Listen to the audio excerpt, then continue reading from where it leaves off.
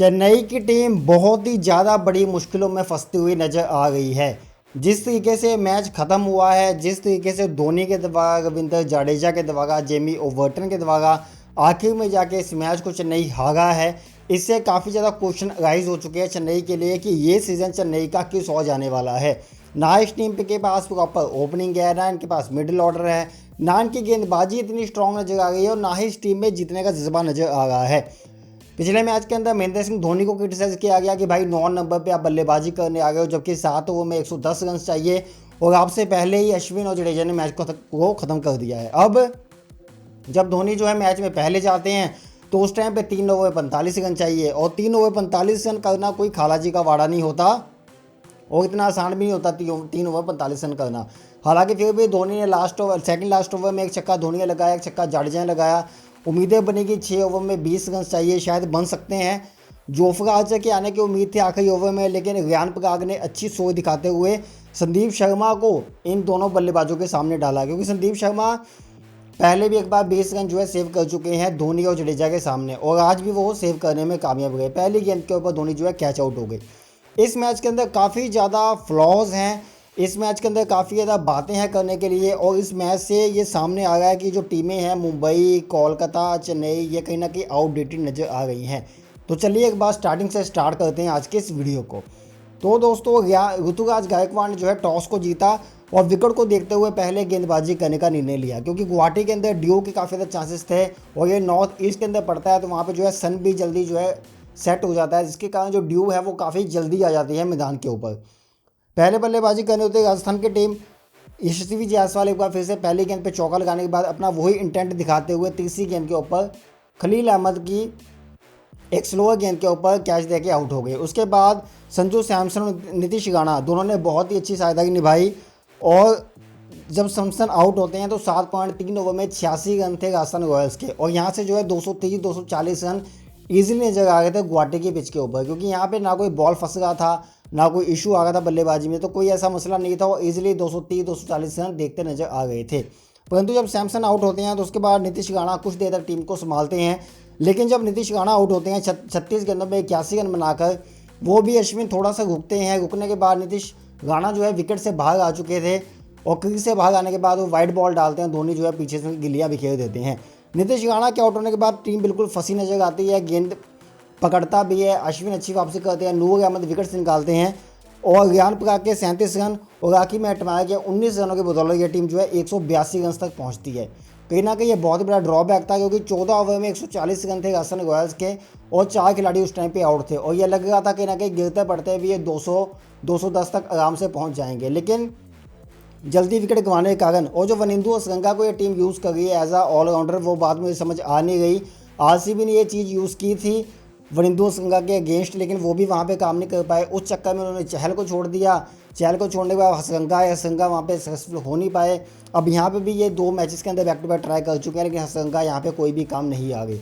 तो कहीं ना कहीं राजस्थान रॉयल्स को देखना पड़ेगा कि शुभम दुबे यहाँ पे ऐड करने पड़ेंगे टीम के अंदर, क्योंकि शुभम दुबे जब तक इस टीम के अंदर नहीं होते हैं तो नीचे से फायर पावर काफ़ी ज़्यादा कम हो जाती है, क्योंकि इम्पैक्ट प्लेयर होने के बावजूद भी अगर आपके पास केवल 6 ही बल्लेबाज हैं तो ये आपके लिए काफ़ी ज़्यादा चिंता का विषय है। जोफ्रा चाहते हैं, हिट लगाते हैं, वो भी आउट हो जाते हैं, तो एट द एंड टीम जो है 20 ओवर में 182 रन बना लेती है। और गुवाहाटी के विकेट को देखते हुए, कंडीशंस को देखते हुए ये लग रहा था कि चेन्नई की टीम काफ़ी आसानी से इस टारगेट को चेस कर लेगी, लेकिन चेन्नई जो कि पिछले मैच के अंदर गन डाल के आई है, इस मैच के अंदर आते ही ऐसा लगा कि जैसे चेन्नई का मैच चेन्नई सुपर किंग नहीं खेल गई, कोई क्लब क्रिकेट के बल्लेबाज खेल गए हैं। पहले 3 ओवर भाई 5 रन थे चेन्नई के और 1 विकेट आउट थी। ना जोफ्रा आर्चर गेंद बल्ले पे लग गई थी, उसकी तो चलो समझ भी आती है, जिस पेस पे बंदा वो गेंदबाजी करता है, जो लाइन और लेंथ था जो वो डाल रहा था, जिस तरीके से गेंद को स्विंग करवा रहा था। लेकिन रविंद्र का तीसरी बॉल पे आउट हो जाते हैं आउट स्विंगर के ऊपर। उसके बाद राहुल त्रिपाठी, ऋतुराज गायकवाड़ को पता नहीं चलता गेंद कहाँ से आई, कहाँ की तरफ निकल गई। तुषार देशपांडे गेंदें बल्ले पे लग गई भाई साहब इनके, मुझे तो समझ ही नहीं आया कि हो क्या गया है। चौथा ओवर भी ऑलमोस्ट जो है वो खाली ही चला जाता है, 2 बाउंड्रीज बाद में आती हैं। उसके बाद जोफ्रा आज थोड़ी बहुत हिट्स लगती हैं, तो एंड जो है 41 रन बनाने में कामयाब हो जाते हैं 6 ओवर के बाद। 6 ओवर 41 रन होते हैं 1 विकेट के नुकसान के ऊपर। अब यहाँ पे मैं आपको एक क्वेश्चन उठाता हूँ कि इस टीम के अंदर राहुल त्रिपाठी और दीपक हुड्डा को पहले ऐड किया गया। दीपक हुड्डा जिनका कोई नामो निशानी नहीं है क्रिकेट के अंदर, पिछले टाइम से में किसी भी टीम ने उन्हें रिटेन नहीं किया, ना ही वो आईपीएल में अच्छा परफॉर्म कर पा गए हैं। 2 साल पहले वो अच्छा परफॉर्म कर गए थे, आयरलैंड में गए थे टी20 सीरीज़ में, वहाँ पे 100 लगाया था। उसके बाद से दीपक हुड्डा का कोई भी रिकॉर्ड नहीं है, ना ही पता चल गया है कि वो क्या कर रहे हैं, गेंदबाजी कर रहे हैं, फील्डिंग कर रहे हैं, बल्लेबाजी कर, कुछ समझ नहीं आ रहा। दीपक हुड्डा को आज इन्होंने टीम से बाहर किया, विजय शंकर को ऐड किया, उसके साथ जो जेमी ओवर्टन को ऐड कर लिया एज अ फास्ट बॉलर। अब इस टीम के अगर आप पहले 6 बल्लेबाज देखो, रजनी रवींद्रा, त्रिपाठी, गायकवाड़, शिवम दुबे, विजय शंकर और रविंद्र जाडेजा। अब इसके अंदर जो है शिवम दुबे वो तो एज ए इम्पैक्ट प्लेयर आते हैं, लेकिन अगर आपका 1, 2, 3 रजनी रवींद्रा है, चलो वो समझ आता है, ऋतुराज गायकवाड़ समझ आता है, त्रिपाठी है, बीच में विजय शंकर है, तो ये विजय शंकर और त्रिपाठी तो भाई कोई भी क्रिकेट खेलते ही नहीं है। तो ये खिलाड़ी आपको बड़े चेन्नई की बड़ी फ्रेंचाइजी को कैसे आगे लेके जाएंगे, और त्रिपाठी मुझे नहीं लगता कि आगे आने वाले मैचेस में भी नजर आते हैं। इस टीम को ध्यान देना पड़ेगा कि एक फॉरनर को कम करके डेवन कॉनवे को टीम के अंदर लाना पड़ेगा।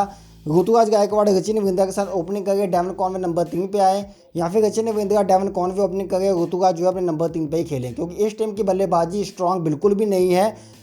रजनी रवींद्रा, त्रिपाठी गेम को आगे बढ़ाते हैं, त्रिपाठी आउट होते हैं जी 23 रनों के स्कोर पे, 19 गेंदों पे 23 रन आगे त्रिपाठी आउट हो जाते हैं, वो भी उस विकेट के ऊपर जहाँ पे स्टार्टिंग बहुत तगड़ी की थी राजस्थान रॉयल्स ने। उस समय मैच फंसना शुरू हो जाता है। 183 का जो स्कोर था वो अचीवेबल था, परंतु इतने ज़्यादा स्लो स्टार्ट होने के बावजूद शिवम दुबे आते हैं, 2 छक्के लगाते हैं, चौका लगाते हैं, वो भी चलते बनते हैं। विजय शंकर आते हैं, श्रीलंका का शिकार बनते हैं। ऊपर की जो 4 विकेट थी जोफ्रा आर्चर को छोड़ने के बाद, जो 4 विकेट ऊपर की हैं, त्रिपाठी, ऋतुराज, दुबे, विजय शंकर, ये चारों खिलाड़ी को वीरेंद्र संघा आउट करते हैं, जिसमें विजय शंकर को बोल्ड किया जाता है और बाकी तीनों खिलाड़ी कैच थमा के बाहर चले जाते हैं। अब जो लास्ट में आई इंटरेस्टिंग चीज़ वो ये आई कि 3 ओवर में ऑलमोस्ट जो है 46 रन बचे हुए थे। उस टाइम पे बातें चल रही थी कि धोनी आएंगे कि नहीं आएंगे, और जैसे ही ऋतुराज गायकवाड़ आउट होते हैं तो मैच बिल्कुल ही चेन्नई के हाथों से बाहर निकल जाता है। धोनी मैदान के ऊपर आते हैं, उनके सामने लगाया जाता है तीक्षणा को। तीक्षणा बहुत ही अच्छी यॉर्कर गेंदें डालते हैं और केवल 6 से 7 रन बन पाते हैं उस ओवर के अंदर। 2 ओवर में लास्ट में चाहिए थे 39 रन। उस ओवर में एक छक्का लगाते हैं महेंद्र सिंह धोनी और एक छक्का लगाते हैं रविंद्र जाडेजा। लास्ट ओवर में 20 रन चाहिए थे, ऑप्शन बची थी तुषार देशपांडे, संदीप शर्मा और जोफ्रा आर्चर। माफ़ कीजिएगा, तुषार देशपांडे नहीं थे, जोफ्रा आर्चर और संदीप शर्मा 2 ही ऑप्शन बची थी। अब यहाँ पे रियान पराग एक बड़ा मोड़ लेते हैं, वो जोफ्रा आर्चर गेंदबाजी ना देते हुए संदीप शर्मा को गेंदबाजी देते हैं, क्योंकि संदीप शर्मा आईपीएल में पहले भी इन दोनों के सामने 20 रन से बचा चुके थे, और आज भी यही होता है। पहले गेंद बाउंसर डालते हैं, अंपायर वाइड देता है, 6 गेंदों पर 19 रन चाहिए थे। मुझे लग रहा था धोनी चेज़ करेंगे, लेकिन कभी भी आसान नहीं होता, मैं ब्लेम नहीं दूंगा उन्हें। लोअर फुल टॉस आती है और शिवमन हटमायर बहुत तगड़ा कैच पकड़ लेते हैं, और वो कैच पकड़ने के बाद क्लियर हो गया था कि मैच ऑलमोस्ट खत्म हो चुका है। एक सिंगल लिया जाता है जडेजा की तरफ से, देन एक छक्का लगाते हैं ओवर्टन। लास्ट में 2 गेंदों पर 11 रन चाहिए थे। उम्मीद थी कि मैच कहीं ना कहीं टाई हो सकता है छक्के चौके के बावजूद भी, लेकिन मैच के तभी खत्म हो गया था जब धोनी बल्लेबाजी का नया 3 ओवर में 46 रन चाहिए थे। भाई ये जो इतनी स्लो बल्लेबाजी हुई है, रजनी रवींद्रा चलो वो तो आउट ही हो गए, त्रिपाठी ने 19 गेंदों में 23 रन बनाए हैं, विजय शंकर ने 6 गेंदों पर 9 रन बनाए हैं, रविंद्र जाडेजा ने 32 गेंदों पर 22 रन बनाए हैं। रविंद्र जाडेजा जिस टाइम पे बल्लेबाजी करने आए थे उस टाइम पे 8 ओवर में नियर अबाउट 82 रन चाहिए थे। तो जडेजा साहब आपको पता होना चाहिए कि मैं किस बेस से बल्लेबाजी करनी है। जडेजा कोई नया खिलाड़ी नहीं है, जडेजा 2008 से आईपीएल खेल रहा है, और जो 2008 की फ्रेंचाइजी थी राजस्थान रॉयल्स, वहीं से उन्होंने करियर स्टार्ट किया था। जो बंदा 18 साल से आईपीएल खेल रहा है उसे इतना पता होना ही चाहिए कि वो किस पेस से बल्लेबाजी करे। और रविंद्र जडेजा वही खिलाड़ी है जिन्होंने गुजरात टाइटन के अगेंस्ट 2 गेंदों पे 2 बाउंड्रीज लगा के चेन्नई को वो कब भी जिताया था। तो भाई जडेजा साहब ये चीज़ें बहुत ज़्यादा खराब नजर आ गई हैं। चेन्नई को देखना पड़ेगा कि क्या कॉम्बिनेशन सेट बैठता है। चेन्नई एक ऐसी टीम है, प्लेयर परफॉर्म करे ना करे वो रेगुलर उन्हें मौके देती हैं पूरे सीजन के अंदर, और एट द एंड वो प्लेयर अच्छा परफॉर्म करता है। लेकिन इस बार जो प्लेयर्स हैं, त्रिपाठी हो जाएँ, दीपक हुड्डा हो जाए, विजय शंकर, तो हालांकि मुझे थोड़े बहुत पसंद है, लेकिन फिर भी इस टीम को बेटर कॉम्बिनेशन खिलाना पड़ेगा। डेवन कॉन पे बेंच पे बैठने वाला प्लेयर नहीं है, जैसे मर्जी आप कीजिए, लेकिन आपको उसको टीम के अंदर लेके आना पड़ेगा। तो दोस्तों ओवरऑल ये जो मैच था ये बिल्कुल ही बकवास रहा चेन्नई के लिए। चेन्नई ने 225 रन 220 रन जो राजस्थान बना गई थी वहाँ से उस मैच को खींचा, 182 पे राजस्थान को रोका। वहाँ पे हौसले बिल्कुल उजागर हो गए थे चेन्नई के कि इस मैच को वो जीत सकते हैं, लेकिन जिस तरीके से इस टीम ने बल्लेबाजी में निराश किया है, ऋतुराज गायकवाड़ अकेला बेचारा एक जगह से लड़ता रहा, और जो ऋतुराज का स्ट्राइक रेट था 143 144 का, वही स्ट्राइक रेट बाकी बल्लेबाजों को चाहिए था, और किसी बल्लेबाज ने उसका साथ नहीं दिया। शिवम दुबे 10 गेंदों पे 18 रन बनाए तो उन्होंने कहीं ना कहीं थोड़ा बहुत साथ दिया, लेकिन जो रविंद्र जडेजा ने पारी खेली है वो कहीं ना कहीं काफ़ी ज़्यादा जो है नाकाबिले तारीफ़ है। धोनी ऊपर आए आज, क्योंकि आप देखिए कि 43 साल उनकी एज है और ऊपर आपको आना ही पड़ेगा। आप केवल 2 ओवर्स के लिए एंटरटेनमेंट के लिए टीम के साथ नहीं जुड़े, आप मैच जिताने के लिए जुड़े हो। धोनी मैच जिता भी देते आज, लेकिन नहीं हो पाता, बड़े बड़े प्लेयर से नहीं हो पाता। धोनी भी एट द एंड इंसान ही हैं। तो दोस्तों चेन्नई के लिए मुश्किलें बढ़ती नज़र आ गई हैं और ये टीम अगर इसी तरीके चलेगी तो कहीं ना कहीं मुझे क्वालिफाई होती नज़र नहीं आती। आपको क्या लगता है कि कौन से चेंजेस चेन्नई को करनी चाहिए? जो भी आपकी राय है मुझे वीडियो के नीचे कमेंट करके बता सकते हो। यूट्यूब वाले चैनल को सब्सक्राइब कर लो, वीडियो को लाइक कर दो और फेसबुक वाले वीडियो को यार शेयर कर दिया करो ताकि ज़्यादा लोग तक वीडियो पहुँच पाए। और ऐसे ही क्रिकेट अपडेट्स के लिए क्रिक बुक के साथ जुड़ सकते हो। धन्यवाद।